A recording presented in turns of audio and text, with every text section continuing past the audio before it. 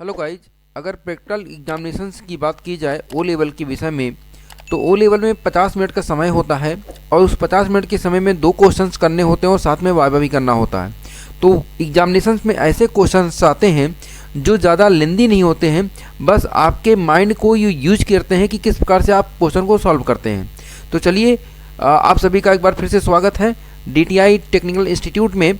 आज की क्लास में M3 और R5 से संबंधित प्रैक्टिकल हम लोग करने चल रहे हैं। तो सबसे पहला क्वेश्चन है, क्वेश्चन में लिखा हुआ है write a program to print the given number is odd और इवन। अगर आप एक नंबर देते हैं प्रोग्राम में, तो ये चेक करेगा प्रोग्राम कि नंबर जो दिया है आपने वो इवन नंबर है या ऑड नंबर है। इसी को चेक करने के लिए हम लोग प्रोग्रामिंग करने चल रहे हैं।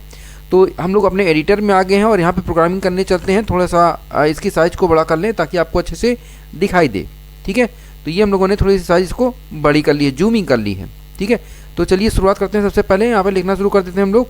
यहाँ पे मैंने लिखा NUM नाम का एक वेरिएबल लिया गया है, NUM इज इक्वल टू। ठीक है, उसके बाद मैंने यहाँ पे लिखा INT के बाद लिखा गया है इनपुट, और उसके बाद लिखा गया है इंटर एनी नंबर।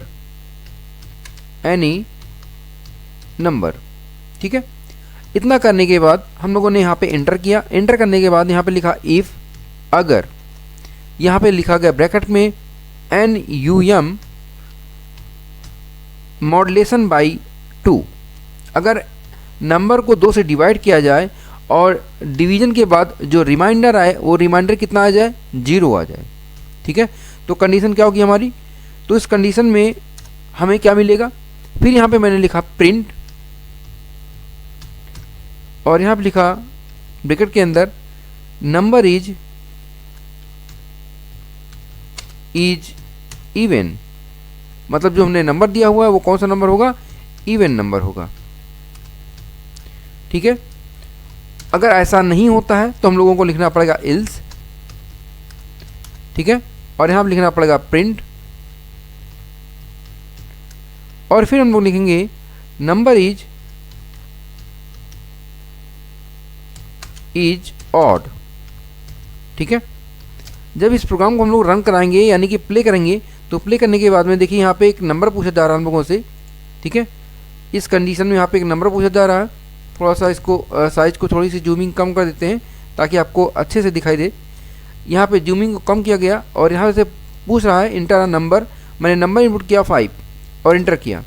जैसे ही आप 5 नंबर इनपुट करेंगे, मैसेज आएगा नंबर इज ऑड। अगर इसी प्रोग्राम को हम लोग फिर से चलाते हैं और यहाँ पे एक पूछा जा रहा नंबर, मैंने इस नंबर में दिया आपको 20 नंबर। ठीक है, जैसे हम लोग यहाँ पे 20 लिख के इंटर मारेंगे, मैसेज आएगा हमारे पास नंबर इज इवन। ठीक है, क्या बोलेगा, नंबर इज इवन। तो इस प्रकार से अगर आपके एग्जामिनेशंस में ये क्वेश्चन पुट अप करता है कि आपने जो नंबर दिया है वो इवन है कि ऑड है, तो इस प्रोग्राम को आसानी से बनाया जा सकता है। चलते हैं दूसरे क्वेश्चन की तरफ।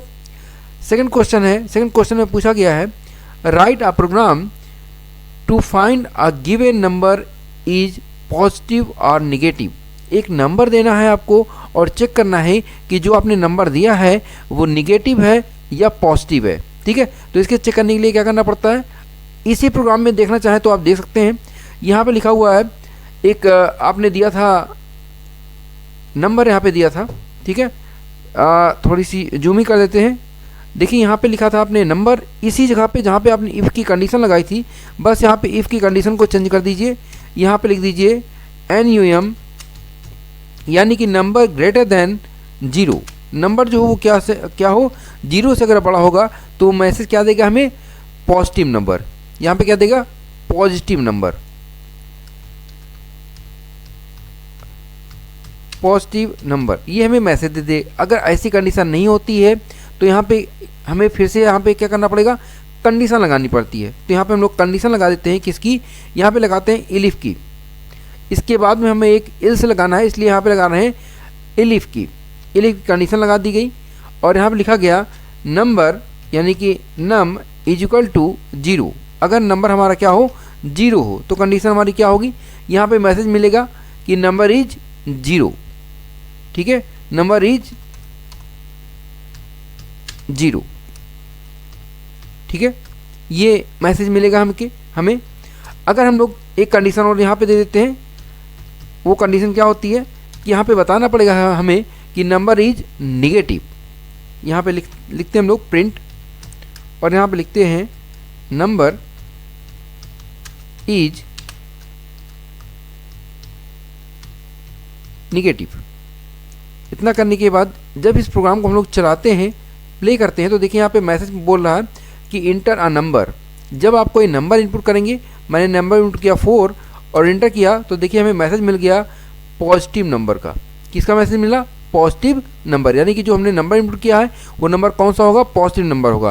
तो इस प्रकार से अगर आपके एग्जामिनेशंस में ये क्वेश्चन आता है कि कोई भी नंबर दिया जाए और चेक किया जाए कि ये नंबर पॉजिटिव है कि निगेटिव, तो इसको ईजी तरीके से आसानी से सॉल्व किया जा सकता है। ठीक है, इसी तरह के क्वेश्चंस हमारे एग्जामिनेशंस में आते हैं।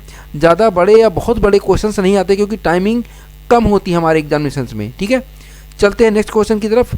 नेक्स्ट क्वेश्चन में पूछा गया है, क्वेश्चन नंबर 3 में पूछा गया है write a program to find the sum of 2 number. 2 number आपको देना है और ये चेक करना है कि दोनों का सम क्या होगा। तो एकदम ईजी क्वेश्चन है। ईजी क्वेश्चन को कैसे हम लोग ट्राई करेंगे, यहाँ पे बोला गया है, इन सब चीज़ों को हटा देते हैं हम लोग, और यहाँ पे बताया गया है NUN नाम का वेरिएबल लिया गया है और बोला गया इंटर एनी नंबर। यहाँ पे एनी की जगह पे लिखते हैं हम लोग इंटर फर्स्ट नंबर। ठीक है, इसी प्रकार से एक और वेरिएबल ले लेते हैं हम लोग और वहाँ पे लिखते हैं NUM2 is equal to INT। यहाँ पे लिखा गया इनपुट,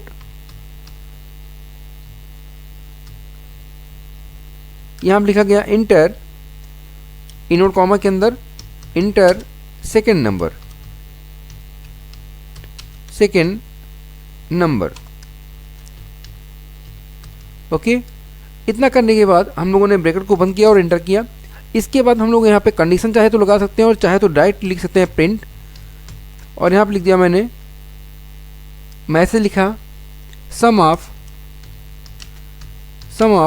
2 नंबर। इतना लिखने के बाद यहाँ पे मैंने एक मैसेज दिया कॉमा लगा के। यहाँ पे मैंने लिखा NUM प्लस NUM2। बस इतना करने के बाद जैसे हम लोग इस चीज़ को प्ले करेंगे, ऑटोमेटिक हमें मैसेज मिलेगा इंटर फर्स्ट नंबर का। यहाँ पे मैंने नंबर दिया 4, तो यहाँ पे मैसेज मिला इंटर सेकेंड नंबर। मैंने यहाँ पे नंबर दिया 5, तो हमें मैसेज मिल गया सम ऑफ 2 नंबर का 9। इसी चीज़ को अगर हम लोग वेरिएबल के द्वारा करना चाहें तो वेरिएबल के द्वारा भी कर सकते हैं। जैसे मैंने यहाँ पे लिख दिया एक वेरिएबल, सम नाम का वेरिएबल लिया, सम इक्वल टू नंबर 1 यानी कि NUM प्लस NUM2। ठीक है, 2 लिख दिया। इस चीज़ को करने के लिए हम लोग यहाँ पे सम लिख देते हैं खाली, कि हमें डिस्प्ले किसको करना है, सम को। तो प्रोग्रामिंग वही होगी, सब कुछ वही होगा। मैंने एक क्वेश्चन जो बनाया है इसको वेरिएबल लेकर के बनाया है। यहाँ पे सम नाम का एक वेरिएबल लिया है बस, और प्रोग्राम में कोई अंतर नहीं आएगा। यहाँ पे बोला गया इंटर फर्स्ट नंबर में मैंने एक नंबर दिया, 10 नंबर दिया है। फिर इसने बोला इंटर सेकेंड नंबर, मैंने यहाँ पे 10 दिया। जैसे मैं इंटर करूँगा ऑटोमेटिक हमें 20 आंसर मिल जाएगा।